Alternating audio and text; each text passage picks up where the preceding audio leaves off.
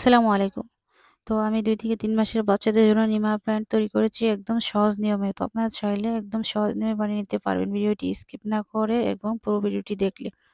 তো ভিডিওটি শুরু করার আগে আপনাদের কাছে ছোট্ট একটি রিকোয়েস্ট, আমার চ্যানেলটিকে এখনো যারা সাবস্ক্রাইব করেননি এবং সাবস্ক্রাইব করে রাখবেন এবং পাশে থাকা বেল আইকনটি অল দিয়ে রাখবেন।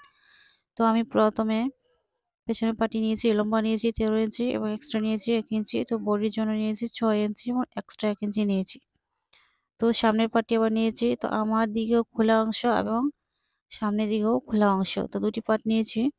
তো পিছনের চাইতে ১ ইঞ্চি এক্সট্রা নিয়েছি। সামনে বোতাম পট্টি দেওয়ার জন্য এক্সট্রা ১ ইঞ্চি মুড়িয়ে নিচ্ছি। তো দেখতেই পাচ্ছেন ১ ইঞ্চি মুড়িয়ে নিচ্ছি। তো এখন পেছনের পার্টটি রেখে সামনের দুটো পার্ট একসাথে মিলিয়ে তো বডি দেখবো, অ্যাটাচ করে একসাথে দেখব। তো বডি নিয়েছি ৬ ইঞ্চি, ৪ ভাগের ১ ভাগ নিয়েছি। তো সামনের দিকে গলার লম্বা নিচ্ছি ৩ ইঞ্চি এবং চওড়া নিচ্ছি ২ ইঞ্চি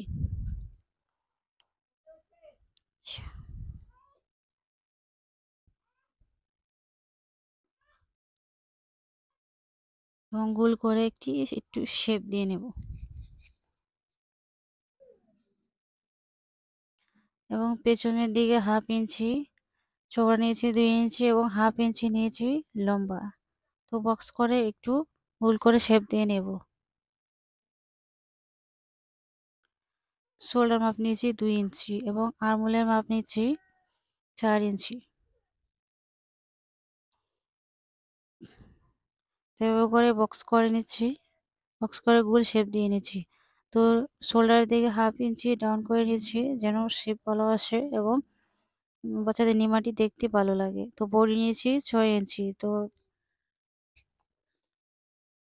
তো লম্বার দিকে বডির মাপটি নিয়েছি এবং এভাবে ফিতাটি ভাঁজ দিয়ে তো বডির মাঝখান দিয়ে একটু 1/2 ইঞ্চি ডাউন করে নিচ্ছি। যাতে বডি ফিটিংটি ভালো আসে, দেখতে ভালো লাগে। তো এভাবে করে চক দিয়ে মার্ক দিয়ে নিয়েছি। তো বডি পরিমাণ যত নিয়েছি এবং নিচ দিয়ে সেম ততই নিয়েছি। তো একটু বর্ডার সাইড দিয়ে একটু রাউন্ড শেপ দিয়ে নিচ্ছি যেন নিমাটি ভালো দেখতে হয়। তো এখন সামনের পার্টের গলাটি কেটে নিয়েছি, পেছনের পার্টটি কেটে নিয়েছি। এভাবে করে নিমাটি কেটে নিচ্ছি। তো আপনারা চাইলে সহজে আপনাদের বাচ্চাদের জন্য নিমা তৈরি করে নিতে পারবেন একদম সহজ নিয়মে।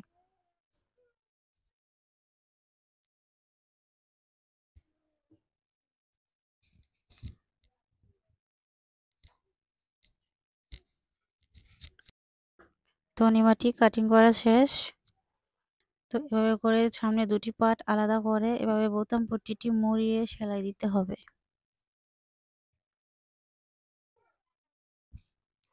উল্টো ভাঁজ দিয়ে দুটি পার্টই এভাবে মুড়িয়ে সেলাই দিতে হবে। তো এখানে আমি ২ ইঞ্চি পরিমাণ লম্বা নিয়েছি এবং ২ ইঞ্চি পরিমাণ চওড়া নিয়েছি এবং লম্বা এভাবে করে নিয়ে নিচ্ছি যেন নিমাটির আরমোলে পাইপিং দেওয়ার জন্য এবং গলায় পাইপিং দেওয়ার জন্য ৩টি পাইপিং তৈরি করে নিয়েছি। তো আসি এবার সেলাইয়ের কাজে। তো দেখতেই পাচ্ছেন প্রথমে এভাবে সামনের পার্টটি এভাবে ১ ইঞ্চি মুড়িয়ে বোতাম পট্টিটি আগে সেলাই করে নিতে হবে। তো আমি সেলাই করে নিয়েছি বোতাম পট্টিটি। তো এবার পেছনের পার্টটি এভাবে ভাঁজ পাটে রেখে এবং সামনের দুটি পার্ট উল্টো ভাঁজে এই পেছনের পার্টের উপর রেখে শোল্ডারটি সেলাই করে নিতে হবে। তো আমার শোল্ডারটি সেলাই করা শেষ। এবার পাইপিং দিয়ে গলার মধ্যে এভাবে মুড়িয়ে তো এবার গলায় পাইপিং মুড়িয়ে এভাবে ভাঁজ দিয়ে সেলাই করে নিতে হবে। তো আরমহোলেও সেই এরকম একইভাবে পাইপিং লাগিয়ে সেলাই করে নিতে হবে। তো সেলাই করার পরে এভাবে করে কাঁচি দিয়ে কেটে দিতে হবে যেন শেপ ভালো আসে। তো এভাবে করে মুড়িয়ে সেলাই করে নিতে হবে। তো পাইপিং লাগানো শেষ। তো এবার উল্টোভাবে ভাঁজ দিয়ে এভাবে নিচের দিকে ২ ইঞ্চি ডাউন রাখতে হবে যেন নিমাটি কাটা দেওয়ার জন্য। তো এভাবে করে বডিটি এভাবে মিলিয়ে উল্টোভাবে এভাবে সেলাই করে নিতে হবে। দুটো সাইড একই নিয়মে সেলাই করে নিতে হবে।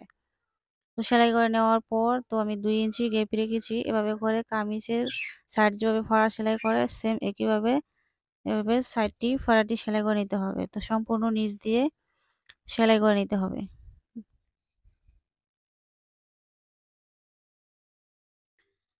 তো দেখতেই পাচ্ছেন অল্প সহজে এবং অল্প কাপড় দিয়েই নিমাটি বানানো সম্পূর্ণ হলো।